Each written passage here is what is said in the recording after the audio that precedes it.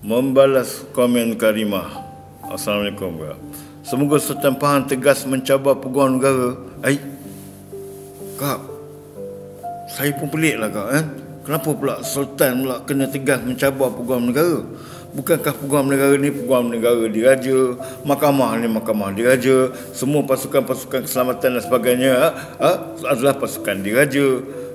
Mereka ni adalah milik raja kita. Kenapa mereka ni pula nak cabar pula dah titah baginda ni? Sampai tuanku kena cabar balik. Kalau kita ingat cerita dulu-dulu dalam cerita-cerita Melayu berkaitan dengan raja-raja dulu. Kita ingat lagi Layang sana masuk menghadap. Raja pun duduk tengah-tengah layang sana kan. Lepas tu menteri-menteri kabinet ni semua duduk kat tepi-tepi kan. Sambil-sambil duduk bersila kan. Nak mengadukan masalah-masalahnya. Termasuklah ada peguam negara kat dalam tu. Begitu juga dengan hakim mahkamah apa semuanya milik raja. Kemudian peguam negara kata dia tak percaya titah baginda. Nak mampus. Kalau ikut zaman dulu dah lama dah kena tampar semua tu. Dah kena hukum dah. Sebab ingkar titah baginda. Bukannya raja kita ni titah dendam ni, raja ni dah tak ada. Raja ni hidup lagi. Tak malu ke dia orang nak cabar lagi titah dendam ni, seolah-olah menghina raja kita. Tak lama lagi kalau macam ni raya lah, kalau kita abaikan pemerintahan Madani yang betul-betul baru pada DAP ni lingkup majlis raja-raja ni, ada chance kita ni jadi raja kita macam di Singapura besok. Saya nak beritahu sebab kami sayang ke raja.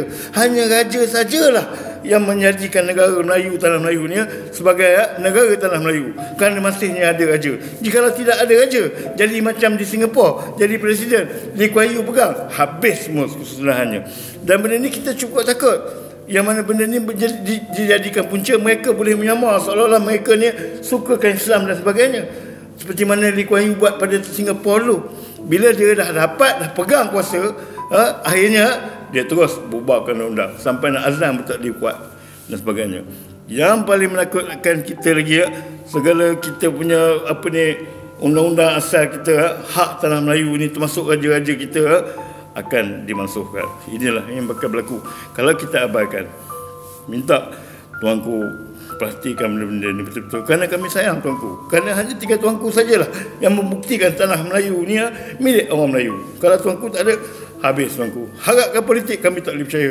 Berhati-hatilah. Semoga rakyat dan raja kami tidak dimusnahkan dalam negara tanah Melayu ini.